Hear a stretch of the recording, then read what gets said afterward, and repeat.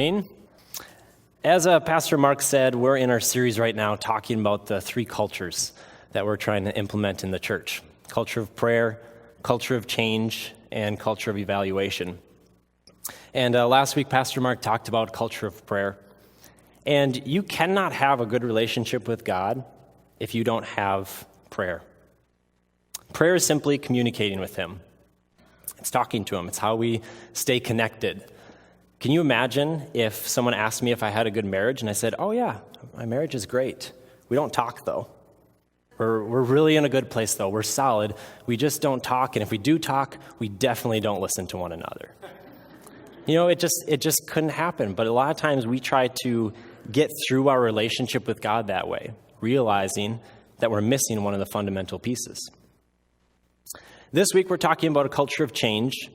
And today specifically, I want to talk about being uncomfortable. And so my goal today is to make us all feel that way. If I can make you feel uncomfortable, then I will feel that our time here was a success. And so I want to tell you about a time that I was uncomfortable. And it's not really so much a time as the place. The place is Victoria's Secret. And I just got some strange looks. I made sure the kids were dismissed first. I've been accused of a lot of things in my life, but appropriate's not one of them. And now you're trapped for the next 30 minutes, and not only that, but I have a microphone strapped to my head. So I used to have my wife go over my sermons and kind of edit them, but I don't let her anymore because I'm afraid that she would cut half of it out, and then I would have to write another half to my sermon. So now I just don't involve her in that process. So anyways, Victoria's Secret. No other place on earth is as uncomfortable as Victoria's Secret for me. I don't really know why they call it Victoria's Secret. It's not really a secret. Not much is being hidden, but they chose that name anyways. So Victoria's Secret, on the one hand, when you go in there, everything is specifically designed to be visually appealing to men. On the other hand, every time I've been in there, I don't see any of it because my eyes are straight at the ground. I'm afraid to make eye contact with anyone in there. And I've never gone in there alone. I've only been in there with Amy. But even when I'm right next to her, obviously shopping with her, obviously with her, every time I've lifted my eyes, there's always a lady, sometimes a worker, sometimes a shopper. And I swear they're just circling like vultures, waiting for a guy to lift their head up, some sucker, you know. And so every single time, and right away when you lift up your head, instantly, it's like that death lock. You know, they just have you in that stare. And when they have you in that stare, that look that they give you is worth 1,000 words. And it's amazing how people, especially women, they can communicate full sentences with just the face that they're making. You know, just that face. And I'm not going to look this way because my wife's probably giving me some of those faces right now. She's like, why are you talking about Victoria's Secret? This is church. So anyways, last time I was at Victoria's Secret, this happens. I glance up from the floor just for a second, to catch my bearings. And instantly, I'm in the death lock. And so I'm in this death lock with this lady who is shopping, and all of a sudden these nonverbal accusations start coming. I'm just looking at her face, and, I can just tell what she's wanting to say. She's not saying it, but she's making the face. She's saying, why are you here? This isn't your turf. You don't belong here. You some sort of creep? And so, all of a sudden I get kind of the defensive look, and my shoulders go up, my hands kind of come up, my eyebrows go up, and it's like, I know I don't belong here. I'm just a normal guy. Talk to my wife. She's right here. Tell her I don't belong here. And then, of course, eyes back to the floor. And, this whole time, Amy has no idea what's going on. She's just casually browsing. She's smelling perfume, taking things off the rack, asking if I like it, and I'm nervously wringing my hands and my palms are sweaty. I probably look like I'm about to steal something, and I'm looking really paranoid, looking around. So when I think of being uncomfortable, that's what I think about. That's the first thing that comes to my mind. And when you find yourself in uncomfortable situations, you can view it two ways. Number one, you realize you are in a place that you are not meant to be. And for me, that's Victoria's Secret. I do not think men are meant to be there. It is so uncomfortable. Or number two, the discomfort you are experiencing is meant to stretch you further than you've gone before. And today I want to talk about that second one. Discomfort that is meant to stretch you further than you've gone before. Because discomfort, it can be a great motivator for change. But more often than not, it causes people to give up, to revert back to what they know. It causes resistance because what you don't know is almost always scarier than what you do know. Unless you're married to Lady Gaga, then you're just always scared. But just experiencing discomfort isn't enough to change. We need to understand why change is necessary. I have a number for you.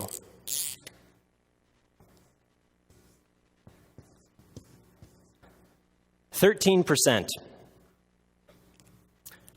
Only 13% of millennials think spirituality of any kind is important in their lives. This study that they didn't even specify what kind of spirituality. So this could involve Muslim beliefs, Buddhism, anything, just spirituality of any kind. So the number of millennials that believe spirituality relating to Christianity is important is actually probably much less than this 13%. This is a really big problem. Part of what I love to study as a family pastor are different generations. You know, what makes a generation unique? What do they value? What things are they going to change? But more specifically, I like to study what I call generational transition points. So parents who have older kids, think back to that time when your kids were younger. Everything you did, they thought was the coolest. Every time you did something that you thought was funny that probably wasn't funny, they thought it was hilarious. They always wanted to sit on your lap. They wanted you to read them that same book over and over and over again. They wanted to spend hours with you and just talk with you. You were their hero.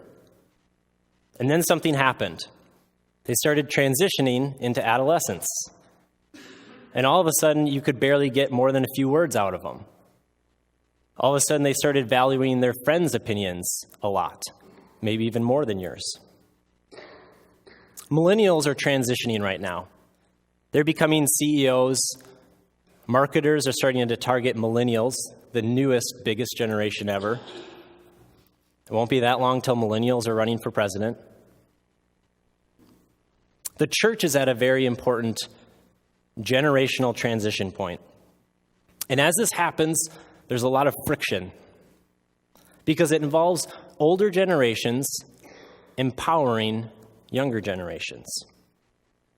This means older generations need to let go. Still teach, still mentor, but they need to start to trust and entrust younger generations. But in the church today, we've run into something that scares me. The church no longer has a generation to pass the reins to. We have almost an entire generation who's basically saying, we don't think church is important. It's not worth our time. You can keep church the way it is.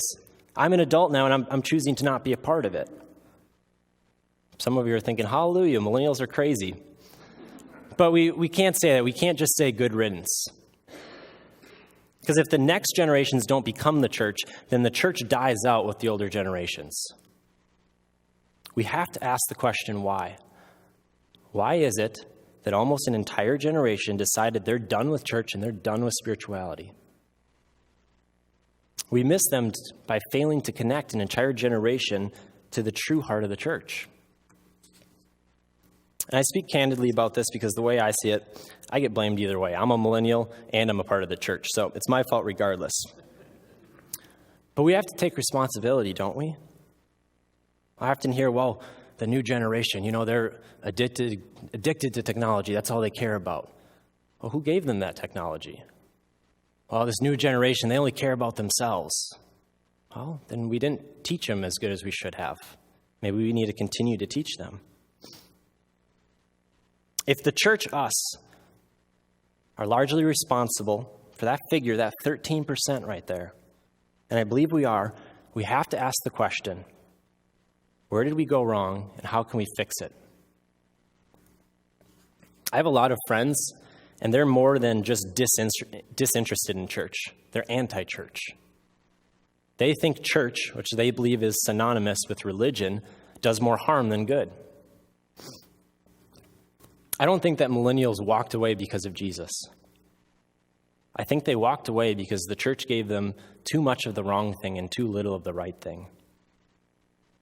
We have a whole generation rejecting church because we gave them too much religion and we showed them too little Jesus. Now notice I didn't say shared too little. I said showed too little of Jesus. I want to talk this morning about 3 ways that churches become religious.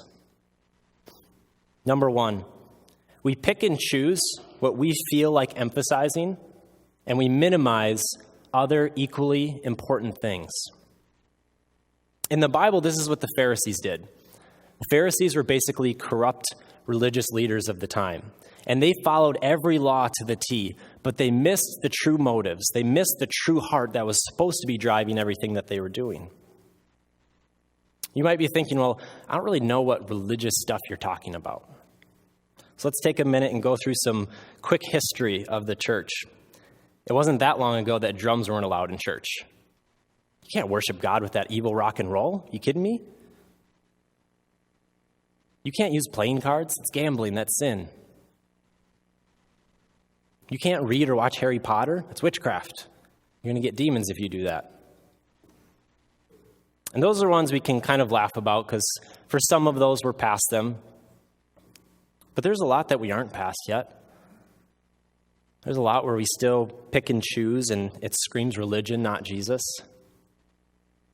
A lot of those things are uncomfortable things to talk about. The church speaks its mind about gay marriage, but we're pretty hush-hush when it comes to divorce. We can be so anti-alcohol even to the point where we make people feel like they're sinning for having a little bit. But we're pretty comfortable with obesity, not taking care of ourselves physically. Jesus' first miracle was turning 120 to 180 gallons of water into wine at a wedding, where I'm willing to bet that drunk people got more drunk. Trust me, I've been to those kinds of weddings. People were drunk. I'm not advocating a lifestyle of drinking by any means. But why are we vocal about over-drinking and we're not vocal about overeating? The church has long been against abortion. But a nun recently pointed out, being anti-abortion doesn't really make you pro-life. It makes you pro-birth. And that's true, isn't it? As long as the child is born, then we seem to be okay with it. We don't give much thought to the rest of the baby's life, how it's going to be raised. If you really want to be pro-life, you better make sure that your actions and your money line up when it comes to adoption. There are 18 million double orphans in the world today, meaning they've lost both parents and they're in need of a home. 2% of adults adopt. But surely Christians must adopt a lot more, right? I mean, James 1:27 says, religion that God our Father accepts as pure and faultless is this, to look after orphans and widows in their distress and to keep oneself from being polluted by the world. Surely of any category, this has to be one that Christians knock out of the park, right? I mean, the Bible so plainly states what true religion is, what it should be.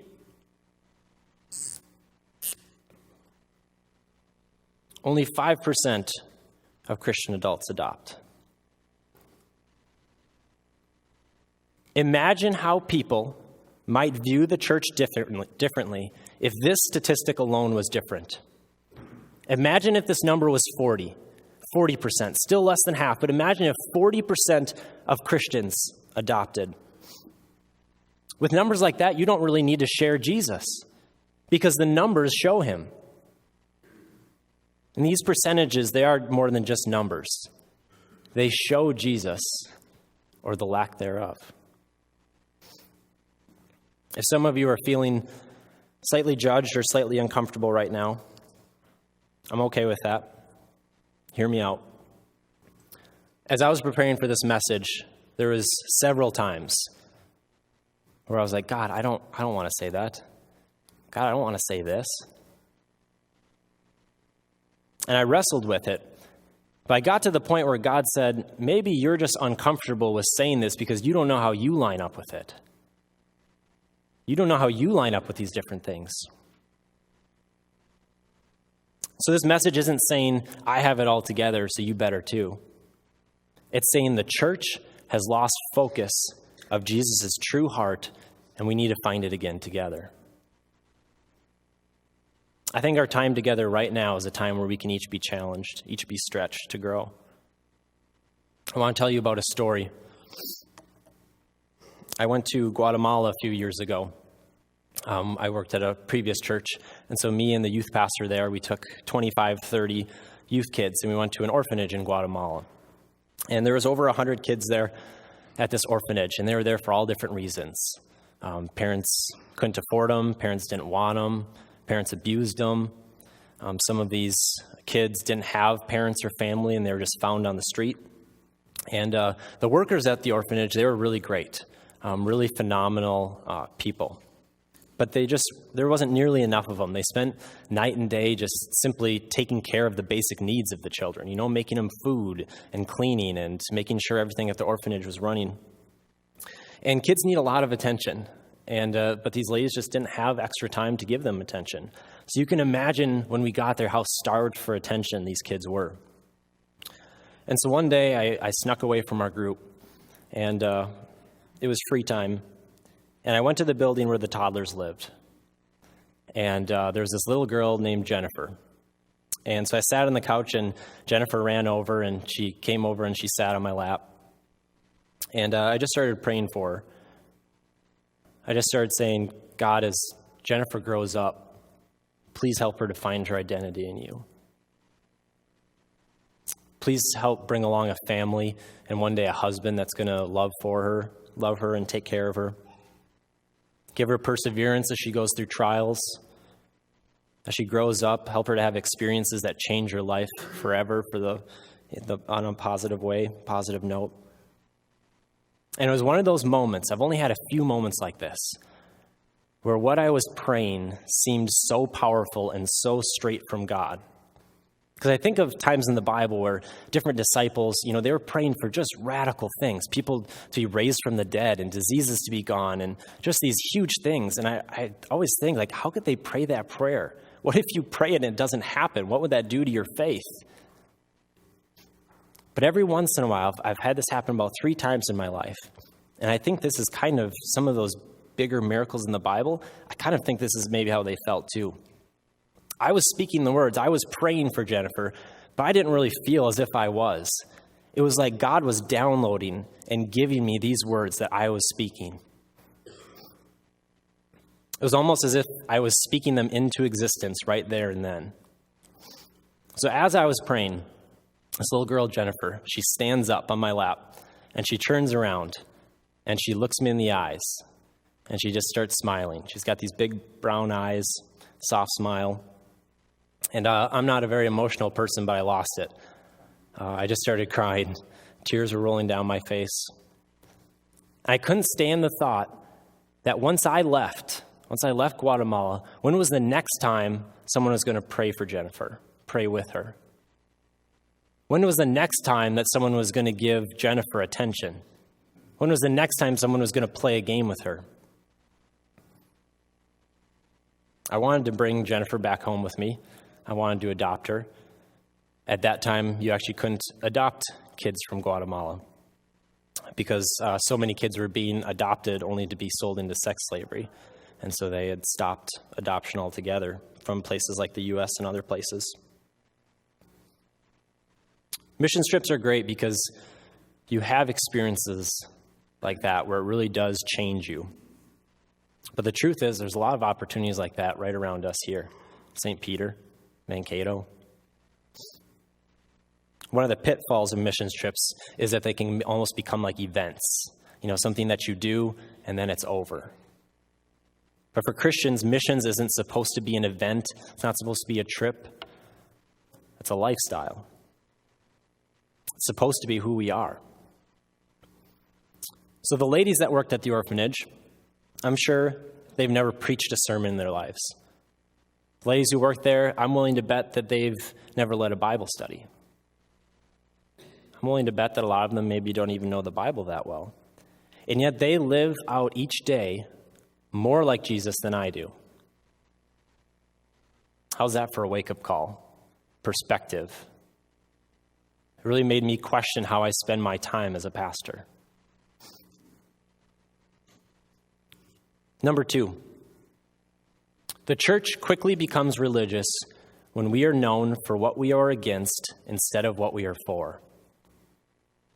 I overheard a conversation once.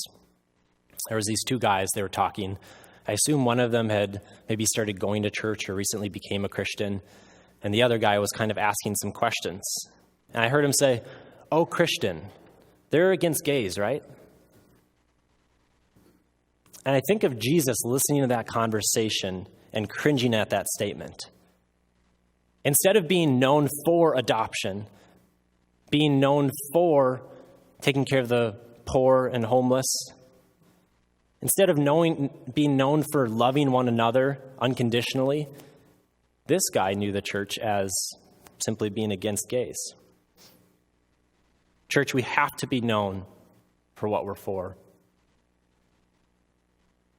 If I could have the piano player come up, please. That way everything I say sounds more spiritual. Number 3, we quickly turn religious when we become inwardly focused. Jesus talked a lot about fruit. And basically the idea is that who we are and what we do are inevitably tied together. A good tree is going to produce good fruit, and a bad tree is going to produce bad fruit. And I think fruit is a great illustration for a couple of different reasons. First off, it's tangible. Something that you can see, something that you can touch. Our Christian lives need to be tangible, more than just beliefs, but truly lived out. Secondly, fruit is shareable. A pastor named Andy Stanley once said, "Our relationship with God is supposed to be personal, not private." I grew up seeing church accomplish half of its goal. We produced good fruit, but then we ate it ourselves. Fruit is shareable. We need to start giving more of it away. I often hear the argument, well, if we just got people to come to church, more people to come into church, as if getting everyone into church would then solve this 13%. It won't. Not if we don't go through the uncomfortable process of changing first. There's a lot of people who think that we're hypocrites because we invite them to church, but we won't invite them to our home. People have become really good at spotting when people are trying to sell them something. When we invite people to church but don't want to spend time with them outside of church, when we'll hang out with them on a Sunday but we won't hang out with them on a Friday night, that's still us focusing on ourselves. It's saying, hey, you can come to my church, you can come see what I believe, you can come see what I do, but I'm not going to see what you do. I'm not going to get involved in your life. The church is known to care way too much about two numbers: tithe and attendance. These are two numbers we should care a lot more about. The 87% of a generation that we've lost. The 95% of Christians who don't adopt, even though there's 18 million double orphans in the world today.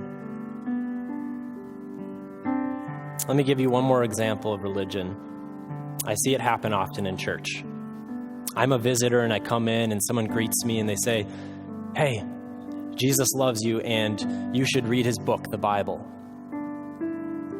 What if I do? What if I do read it? And so I go through the Bible and I get to the book of Matthew, and all of a sudden I read, it says, wait a second, you were supposed to love me in Jesus' place. That's what it says right here. Just because you said Jesus loves me doesn't mean I left that conversation feeling loved. That's lazy love. That's words. It's not followed up by actions. There's a phrase that I've tried to completely stop saying at all. The phrase is, I'll be praying for you. So what I found that I was doing a lot of times is as I would leave a conversation with someone and they're maybe talking about their struggles or something that they're going through, I'll say, okay, yeah, I'll be praying for you. Have a good day. More often than not, as I left, I would forget to pray for them. So that statement not only made me a liar, but then that person also didn't get prayed for. So instead, I try to do one of two things. First, if they're talking about a struggle they're going for, I pray for them right then. 10 seconds, 30 seconds, 5 minutes, however long it takes. Pray for them right then and there. Or maybe I'm in a rush, I really don't have time. Say, I'm going to pray for you tonight at 7 o'clock, and then I'm going to text you and let you know that I prayed for you. And then maybe we can talk more on the phone. We need to follow up our words with actions. 1 Corinthians 13, 1-7 says, "If I speak in the tongues of men or of angels, but do not have love, I am only a resounding gong or a clanging cymbal. If I have the gift of prophecy and can fathom all mysteries and all knowledge, and if I have faith that can move mountains, but do not have love, I am nothing. If I give all I possess to the poor and give over my body to hardship that I may boast, but do not have love, I gain nothing. Love is patient. Love is kind. It does not envy. It does not boast. It is not proud. It does not dishonor others. It is not self-seeking. It is not easily angered. It keeps no record of wrong. Love does not delight in evil, but rejoices with the truth. It always protects, always trusts, always hopes, and always perseveres."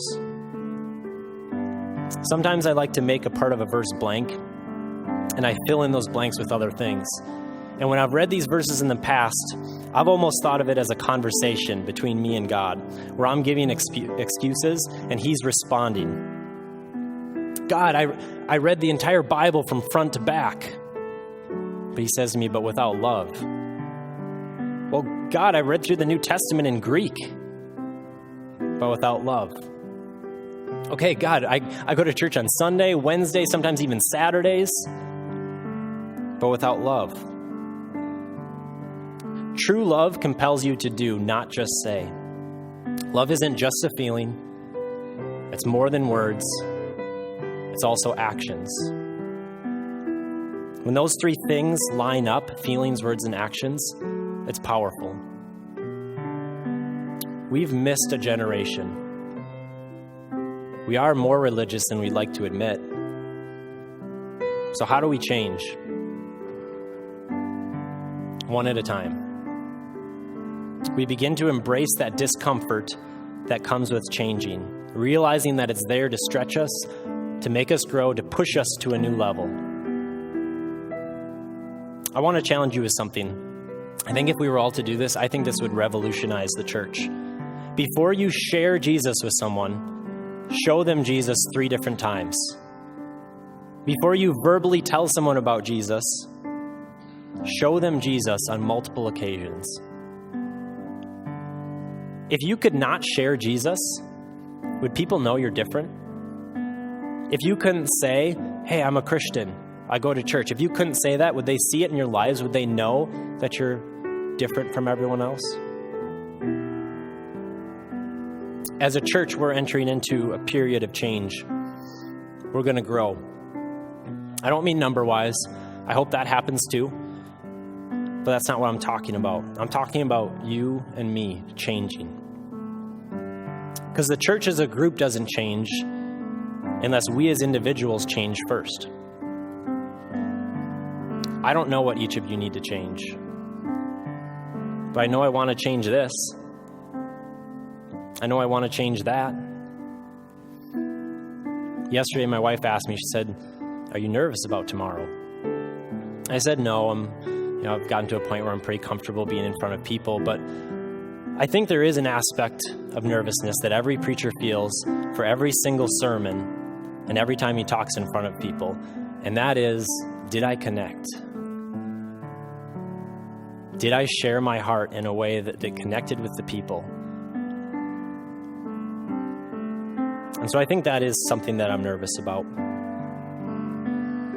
If you connected on some level with what I talked about this morning, I want us to take 2-3 minutes right now, a time to just reflect, where we sit there, we listen to the piano, and we just ask God to tell us what we personally need to change. It's a scary prayer, but have you ever prayed the prayer and you ask God, am I religious? Am I religious in the way that you want me to be? Or am I religious in a way that I shouldn't be? God, what areas have I maybe been resistant to change because I'm comfortable in my comfort zone and I don't want to leave it? So we're going to take 2-3 minutes right now, have a conversation with God, ask him some of those things. And after that, I'll close this with a prayer.